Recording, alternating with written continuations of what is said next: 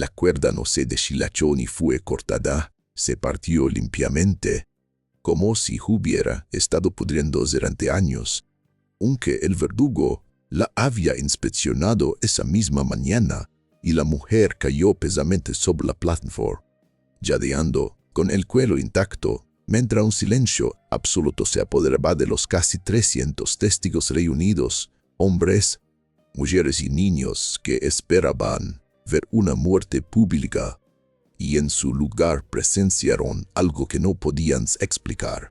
Y en menos de una hora se levantó, y en menos de una hora se levantó, Horca, una sauno, Horca, megle, smome, madera, nubes una cuerda de cáñamo tan gruesa como la muñeca de un hombre adulto.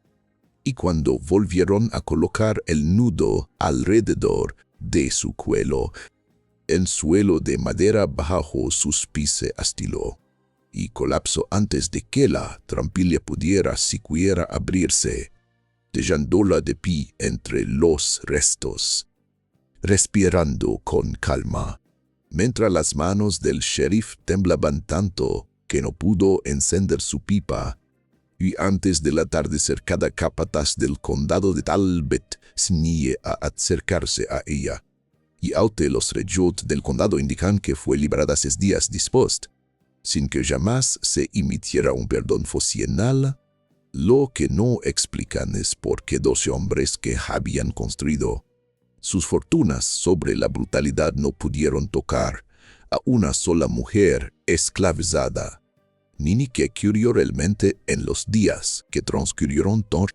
entre su primera ejecución fallida y su inexplicable libertad.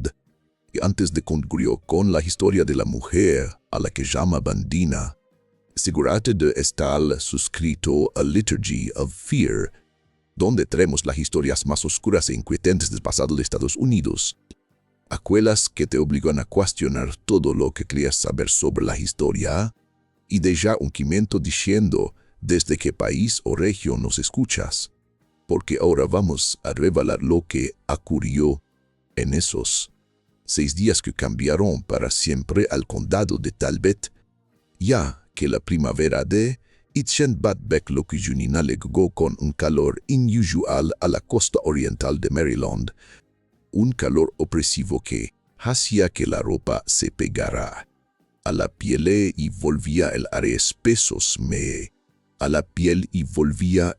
espeso como melaza, y Talbot, encajonado entre la bahía de Chesapeake y el río Choptank, siempre había sido un lugar donde el dinero viejo se aferraba a las viejas costumbres con la misma tenacidad que los percebes a los cascos de los barcos. Y aunque la guerra había terminado 2 años antes, la economía de las plantaciones no había muerto, simplemente había cambiado de nombre. Se había visto ropa nueva y seguía funcionando casi igual, con antiguos esclavos trabajando los mismos campos bajo contratos que los ataban tan firmemente las cadenas, con el insulto añadido de decirles que ahora eran libres, mientras la sede del condado, Easton, buría con comerciantes y abogados enriquecidos con tabaco y madera, hombres que vestían sus simpatías confederadas como trajes de domingo pese a la victoria de la Unión, y la calle principal estaba bordeada de edificios de ladrillo, un juzgado de colomas blancas, un banco, 3 iglesias, 2 hoteles y más tabernas de las que cualquiera podía juntar, y en los días de cado la plaza se llenaba de carretas, caballos y el olor de estiércol y tabaco. Mientras los trabajadores negros se movían entre la multitud con la mirada baja, sabiendo que la palabra libertad significaba cosas muy distintas según el color de la piel.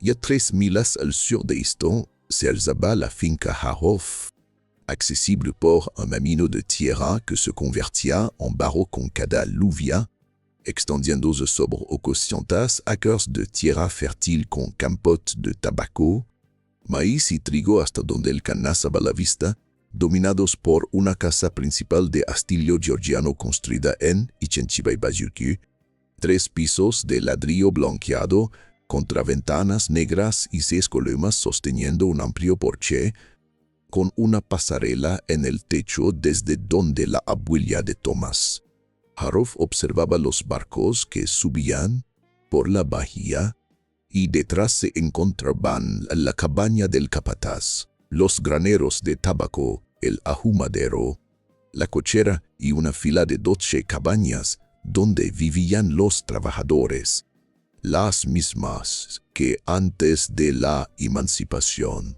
con los mismos techos con goteras, suelos de tierra y una sensación permanente de encierro. Y Thomas Harrop tenía 63 años en Ichenbatbeklokejushina, un hombre alto y corpulento, de cabello blanco y rostro curtido por décadas de sol y alcohol, cuya familia había poseído la finca desde antes de la Revolución. Y aunque la guerra había afectado su negocio, no lo había destruido, y para entonces empleaba a 42 trabajadores contratados que no tenían otro lugar a donde ir. Mientras Dina había nacido en la finca en enero de Ichenbabsanjit, hija de padres cuyos nombres apenas quedaron en la memoria oral, creciendo entre las cabañas, aprendiendo pronto que sobrevivir significaba no llamar la atención, trabajando en los campos desde niña hasta que fue llevada a la casa principal, donde se convirtió en cocinera principal. Una posición peligrosa por la cercanía constante con la familia Harrop, especialmente con William, el hijo que regresó de la guerra mutilado, consumido por la ira y el alcohol, convertido en capataz y tsenbibeluxiolog, y que descargaba su violencia sobre todos los que podía, protegido por un sistema que jamás castigaba a hombres como él, y aunque Dina había logrado mantenerse invisible durante años, el 10 de marzo de Ichenbatbeklokshuninat esa invisibilidad dejó de protegerla, marcando el inicio de una historia que el condado intentó borrar, pero que aún mucho se niega a permanecer en silencio. El calor dentro de la cocina era sofocante, un espacio estrecho dominado por una enorme estufa de hierro, que Dina debía mantener encendida durante todo el día, con las paredes ennegrecidas por el holín y el aire cargado de humo y comida, mientras preparaba galetas, tocino, huevos y sémola, el desayuno exacto que Thomas Hargrove exigía cada mañana a las 7 en punto. Pero aquel día el fuego se resistía porque la leña estaba húmeda. Por la lluvia reciente, Dina llevaba casi 20 minutos avivando troncos jumentes para arrancar las lamas. Y a las 6:30 ya iba retrasada.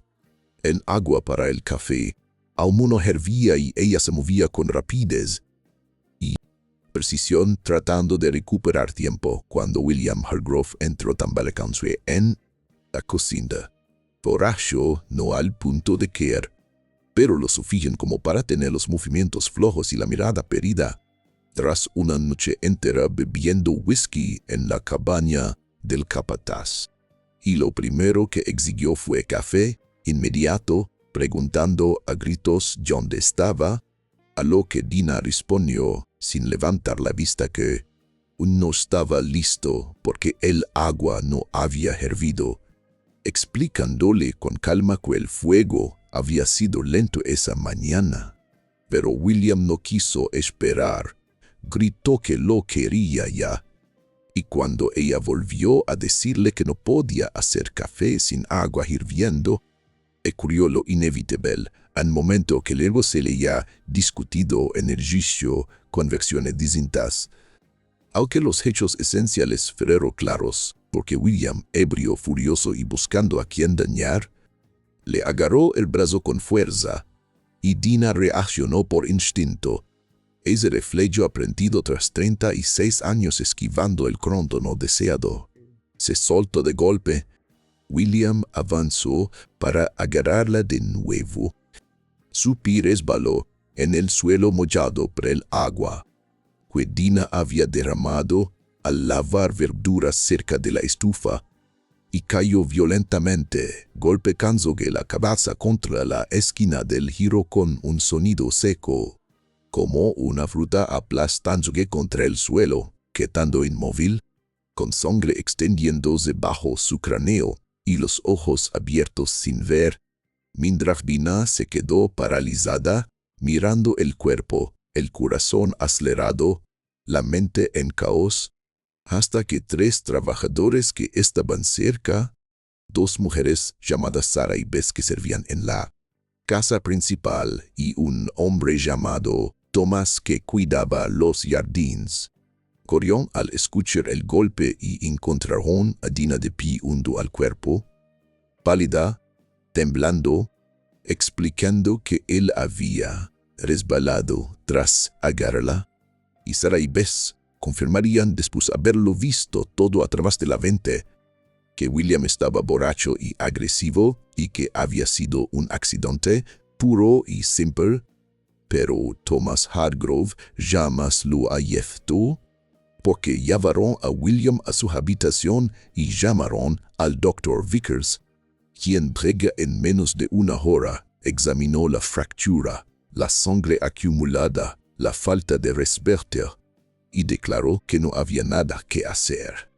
Y William Hargrove murió a las 11 de la mañana sin recuperar la conciencia, dejando a su padre de pie junto a la cama, con el rostro gris y los puños cerrados, viendo morir a su único hijo, el heredero de la finca, y en su dolor decidió que alguien debía pagar, por lo que esa misma tarde el sheriff Porter llega al condo ayudantes y arrestó a Dina en la cocina mientras limpiaba la sangre. Y ella no se resistió ni dijo parar, solo se levantó. Se limpió las manos en el delantal y permitió que le pusieran los grilletes, llevándola a la cárcel del condado, un edificio de ladrillo construido en Itchenbad-Bebash, oscuro, húmedo, con 6 celdas apenas más grande que una cama y un cubo con olor a mojo. Desejos humanos y desesperación, donde Dina fue encerrada en la celda del fondo, reservada para los presos considerados más peligrosos, vigilada por Pruitt, un carcelero de 68 años que había visto pasar a cientos de detenidos a lo largo de 3 décadas, quien esa noche le dejó un plato de pan de maíz y frijoles sin mirarla y le dijo que el juicio se leía el lunes, en 4 días, preguntándole si tenía algo que decir o alguien a quien avisar. Y Dina respondió en voz baja que no, que cansque sola, sentada en el catre, sin lograr ni gritar, sabiendo perfectamente cómo terminaría todo, porque en Maryland, y especialmente en Talbert, una persona negra acusada de matar a un blanco no tenía oportunidad, y durante 4 días se peroró, viendo pasar a otros presos por las celdas delanteras mientras evitaban mirarla, como si su celto pudiera contagiarse, hasta que el sábado la visitó el reverendo Michaels, un hombre pulcro de manos suaves que quería salvar almas, quien oró largamente pidiendo perdón para ella y luego le preguntó si aceptaba a Cristo. A lo que Dina respondió que siempre había sido cristiana, aunque el reverendo insistió en que debía confesar un asesinato. Y Dina estuvo con calma que no había matado a nadie, que fue un accidente, mirándolo con una serenidad que lo inquietó profundamente. ¿Qué? Profundamente. haciendo que se marchara con una sensación incómoda, dot que se repetiría en visitas posteriores. Y el lunes 18 de marzo de 1867, el juicio comenzó en el tribunal del condado. Leno hasta el último banco con el juez Carrington, antiguo dueño de esclavos, presidiendo con severidad. El fiscal Stevens, ansioso por esquilar. El defensor Gaines, nervioso e inexperto.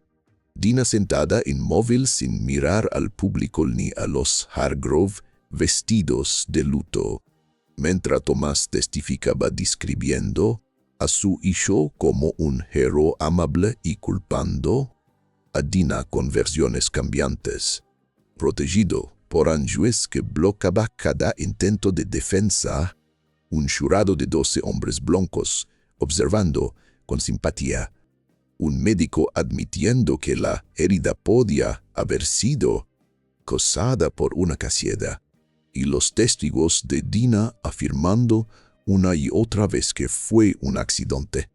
Aunque el fiscal los atacó sin piedad, sembrando dudas, y en ese ambiente cargado de prejuicio y honor. El zelto de Dina ya estaba celado mucho antes de que el jurado se retirara a deliberar. Señaló que todos eran negros. Todos trabajaban para Thomas Hargrove y todos dependían de su buena voluntad para sobrevivir, insinuando que habían sido aleccionados y que formaban parte de una conspiración.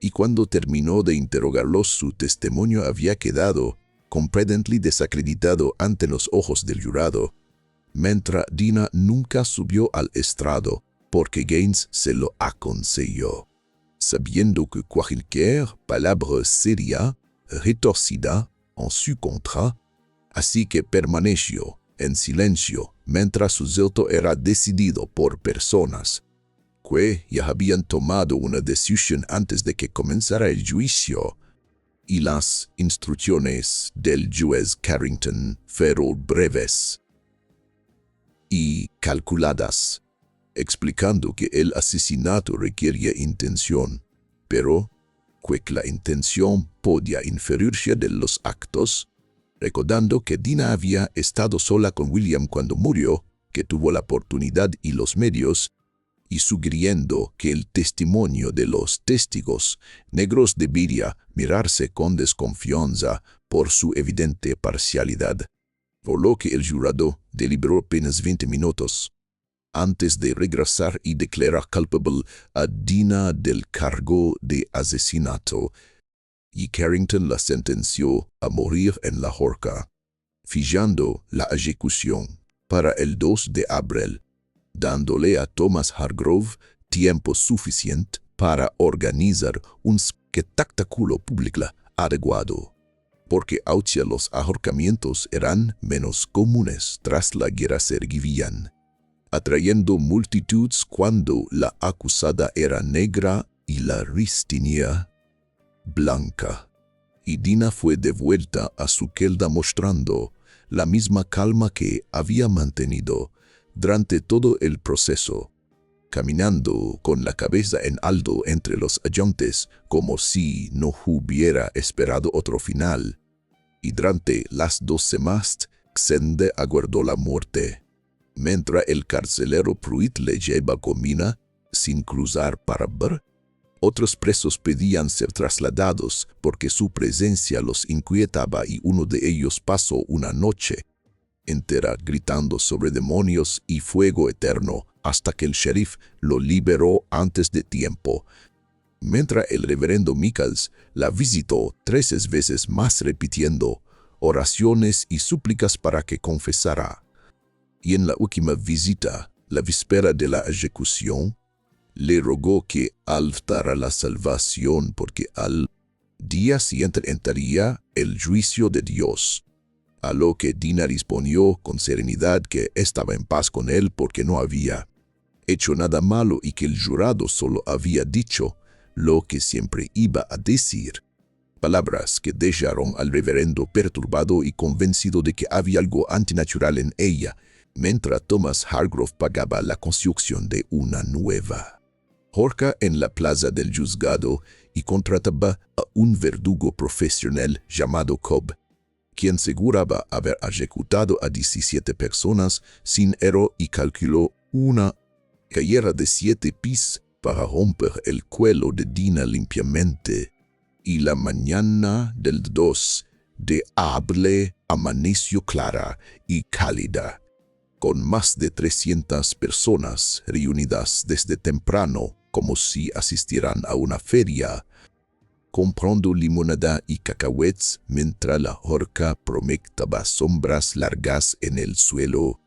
Y Cobb revisó cada dadalia, presume una cuerda de cáñamo gruesa y nueva que había probado con sacos de grano del mismo peso que Dina, y a las 10 en punto el sheriff salió del juzgado con Dina entre dos agentes, vestida con el mismo vestido gris ahora arrugado y manchado, caminando con paso firme mientras el silencio caía sobre la multitud, subiendo lentamente los 13 escalones hasta la plataforma y observando los rostros, incluidos niños pequeños y un Thomas Hargrove erguido en primera fila.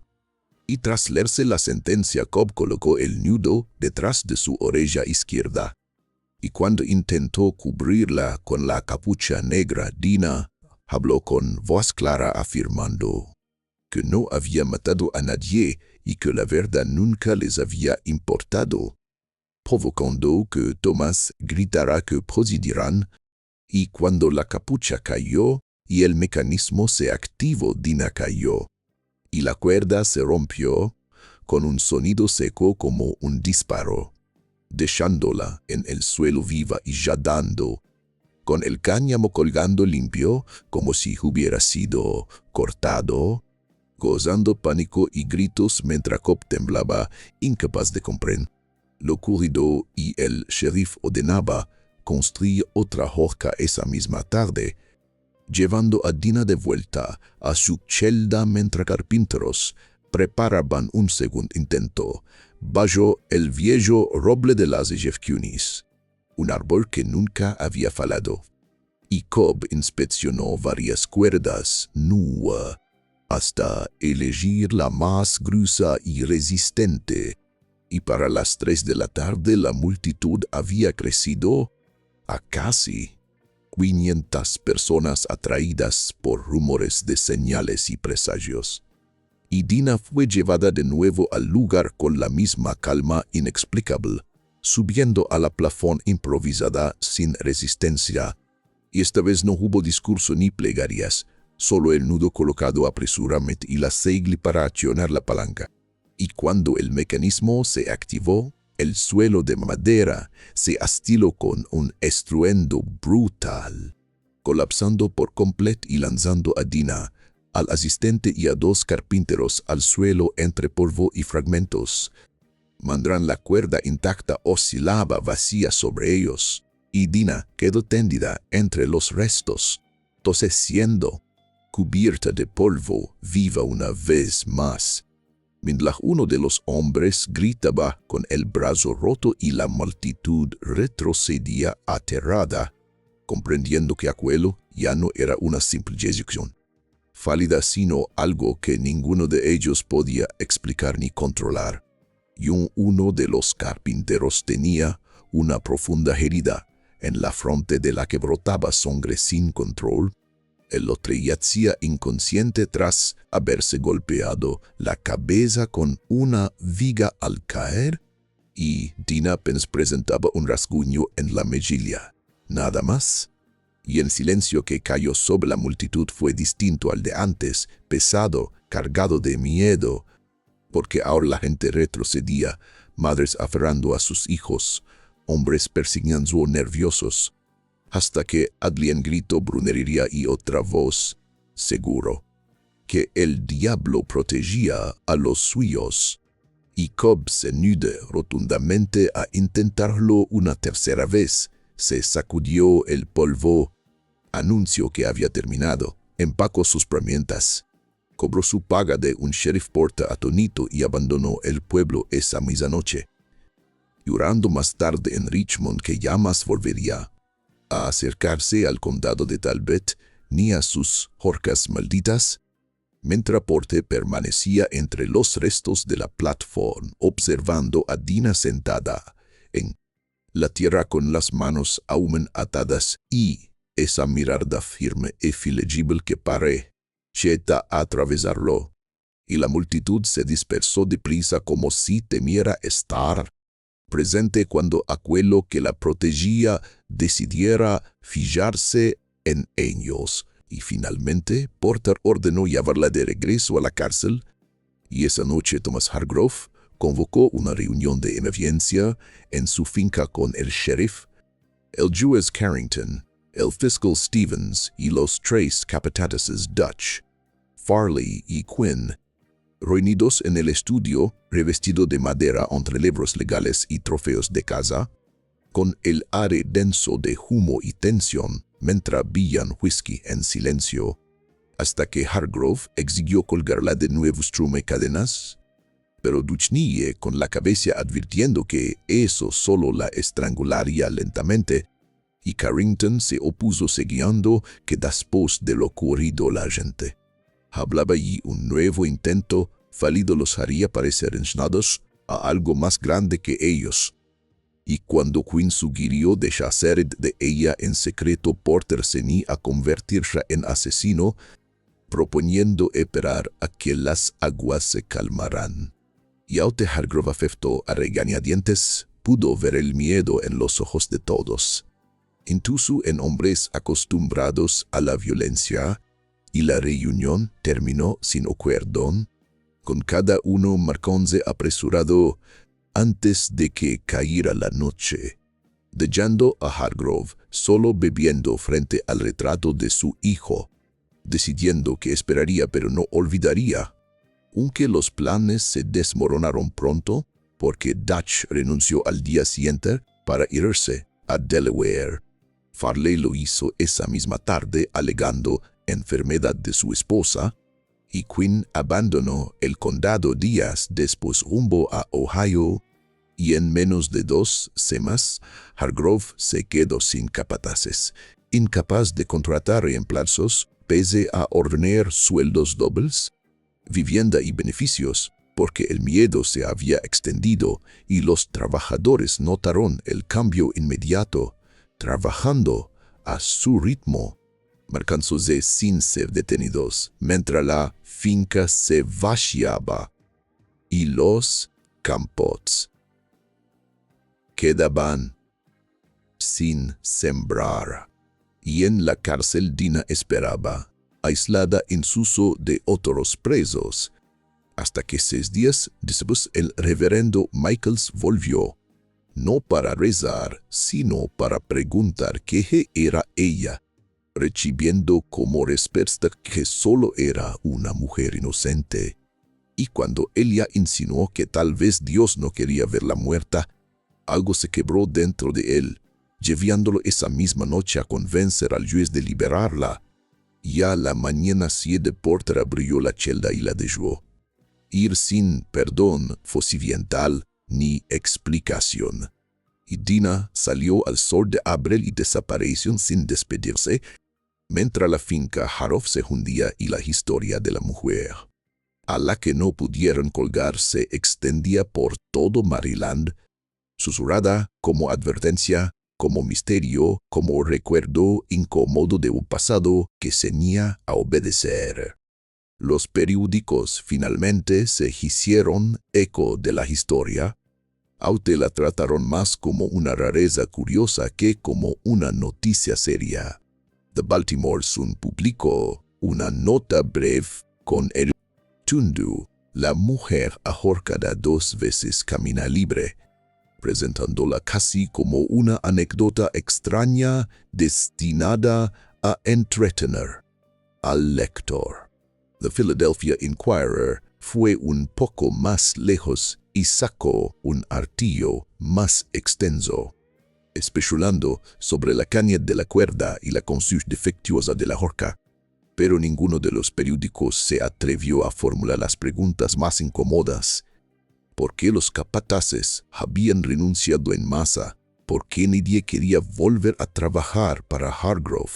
Porque todo un sistema de opresión se había derrumbado ante la supervivencia de una sola mujer. En las comunidades negras de la costa oriental, en cambio, la historia adquirió un significado completamente distinto.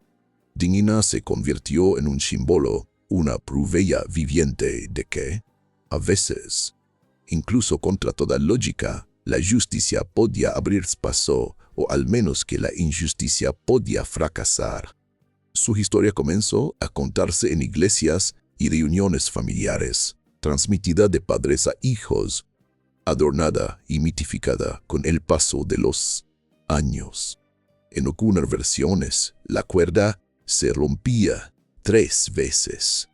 En otra, Dinina pronunciaba una profecía desde la horca, anunciando la casierva de la hacienda Hargrove. En otra más, ángeles la visitaban en su celda y le prometían protección. Pero el núcleo del relato siempre era el mismo: una mujer que debía morir, que todos esperaban que muriera, que el sistema exigía que muriera, y que aún así se marchó caminando. Con el tiempo, muchos intentaron explicar lo ocurrido. Algunos afirmaron que la cuerda había sido saboteada, aunque nadie supo decir cómo ni por quién, Persiatli considerando que Cobb la había inspeccionado personalmente y no tenía ningún roto para querer que Dinina sobreviviera.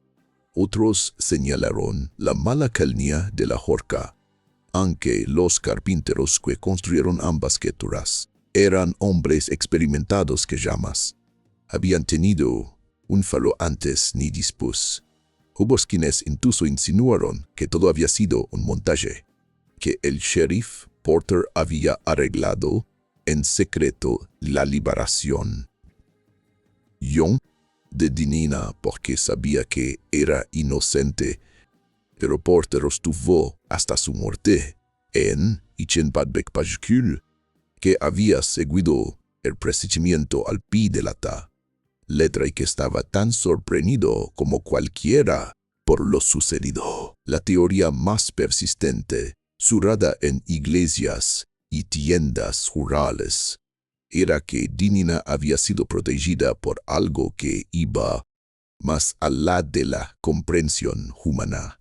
No exactamente brujería, una idea demasiado pagana para una comunidad cristiana, sino para intervención divina. Tal vez Dios había detenido la mano del verdugo, como había detenido la de Abraham cuando estaba a punto de sacrificar a Isaac. Para unos, esa idea resultaba reconfortante, para otros profundamente aterradora. Sin embargo, existía otra explicación, una que pocos querían considerar: que todo el sistema de justicia del condado de Talbot estaba tan podrido, tan corrupto desde sus cimientos, que terminó colapsando bajo su propio peso. La cuerda no se rompió por un milagro, sino porque los hombres que la ataron estaban tan convencidos de su plena superioridad moral que se volvieron descuidados. La plataforma no cayó por voluntad divina, sino porque fue construida por hombres que llevaban tanto tiempo brutalizando a otros que habían olvidado cómo hacer un trabajo honesto. Dinina no fue protegida por Dios ni por el diablo, sino por la incompetencia y la bancarrota moral del sistema que intentó matarla. En Ichenpachij, un joven periodista de Filadelfia llamado Harrison Webb viajó al condado de Talbot para investigar el caso. Tenía archivos y era conocido por su escepticismo y rigor. Pasó 3 semanas en Houston entrevistando a decenas de personas, antiguos esclavos, terratenientes blancos, funcionarios judiciales, cualquiera que hubiera estado presente o conociera a alguien que lo estuviera. Publicó sus conclusiones en una serie de 5 artículos que aparecieron en varios periódicos del norte. Su explicación fue clara y racional. Las lesiones falaron por una combinación de equipo defectuoso, construcción inadecuada e histeria colectiva. La cuerda, según él, había sido debilitada por la humedad y el tiempo, pese a su apariencia sólida. La plataforma se había construido con madera parcialmente podrida, y la expectativa de un fracaso había crecido una profecía autocumplida, llevando a los ejecutores a apresurarse con cometer error. Para muchos, especialmente en el norte, aquella explicación fue suficiente. Les permitía creer que no había nada misterioso en lo ocurrido, y que todo podía explicarse con lógica y razón. Pero la versión de Webb no explicaba ciertos daños incómodos. No explicaba por qué 3 capataces experimentados abandonaron sus puestos en cuestión de días. No explicaba por qué nadie en Talbot quiso volver a trabajar para Thomas Hargrove. No explicaba la mirada de Dinina, esa mirada firme y penetrante que hacía que hombres udens desviaran los ojos. Tampoco explicaba por qué Cobb, un verdugo profesional con 17 ejecuciones exitosas, quedó tan perturbado que jamás volvió a trabajar en Maryland. La verdad, como casi siempre, probablemente era más compleja que cualquier explicación única. Tal vez la cuerda estaba dañada, tal vez la horca estaba mal construida. Tal vez los capataces renunciaron porque vieron en la supervivencia de Dinina un recordatorio brutal de su prasinal mortalidad, de lo frágil que era el poder que habían ejercido durante tanto tiempo. Tal vez comprendieron que esa autoridad podía romperse tan fácilmente. Tonteta, como una cuerda vieja o una plataforma mal clavada. O tal vez existían fuerzas en juego que no podían reducirse a una nación racional, no necesariamente sobrenaturales, sino esas corrientes profundas e inexplicables que tachizan la historia humana. Las mismas que hacen que una bala falle y otra acierte, que un barco se hunda y otro sobreviva a la misma tormenta, que una cuerda se rompa en el instante exacto. En Ichenbatpaj se informó que una mujer que coincidía con la descripción de Dinina vivía en Filadelfia y trabajaba como costurera en un taller de South Street, un antiguo residente del condado de Talbot. Marcus Bellamy infló haberla visto en una reunión social de la iglesia. Se acercó a ella convencido de que era Dinina, pero ella lo negó. Dijo llamarse Sarah Collins, seguro haber vivido siempre en Filadelfia y no haber estado jamás en Maryland. Bellamy insistió. Dijo que nunca olvidaría esos ojos, esa forma de mirar atrás de uno y no simplemente hacia uno. Pero no la presionó. Asintió. Se dio la vuelta y se marchó. Nunca volvió a verla. Si realmente era Dinina, había logrado construir una nueva vida, escapar no solo de la horca, sino de todo un mundo que había intentado destruirla. Se te había convertido en Adilen más, en Adilen libre, y Trati ese era el verdadero milagro. No que sobreviviera a 2 ahorcamientos, sino que sobreviviera a todo lo demás. El tribunal de Easton todavía existe, aunque ha sido renovado varias veces. La cárcel donde Dinina estuvo encerrada fue demolida en 1960 y reemplazada por un estacionamiento. El roble donde se intentó el segundo ahorcamiento murió en 1981, víctima de una enfermedad, y fue talado. La hacienda Hargrove es hoy una urbanización llamada Hargrove Meadows. Filas de casas idénticas donde antes se extendían campos de tabaco hasta el horizonte. No hay plazas, ni monumentos que recuerden lo ocurrido. La mayoría de quienes viven allí nunca han oído hablar de los Chorite. Dinina ni de las eyafshunes fallidas, ni del sistema que se vino abajo. Pero en las iglesias negras de la costa oriental de Maryland, la historia sigue viva. Se transmite de abuelas a nietos, como un recordatorio de una época en la que la ley era un arma y la supervivencia, una forma de resistencia. Los dedos cambian con cada relato. A veces la cuerda se rompe 3 veces, a veces Dinina profetiza desde la horca, a veces los ángeles la visitan en su celda. Pero el corazón de la historia permanece intacto. Una mujer destinada a morir, exigida por el sistema para morir, que se marchó con vida. ¿Y qué ocurrió realmente durante esos 6 días entre el primer intento fallido y su liberación? Los reyes oficiales no lo dicen, porque la verdad era demasiado incómoda para dejarla por escrito. Una mujer negra había desafiado la ejecución 2 veces, y en lugar de insistir una tercera, los hombres blancos que gobernaban tal vez simplemente se rindieron. La dejaron ir porque tenían miedo. Miedo a quedar en ridícula. Miedo a la opinión pública. Miedo a algo que no sabían nombrar. Y ese miedo fue más poderoso que cualquier cuerda o horca. Fue el miedo a perder el control, a admitir que el sistema del que se beneficiaban era profundamente injusto. Y al final, ese miedo salvó la vida de Dinina más que cualquier intervención divina. Su historia plantea preguntas que aún resuenan hoy. ¿Qué significa cuando la justicia falla? ¿Qué ocurre cuando la maquinaria de la opresión se rompe aunque por un instante?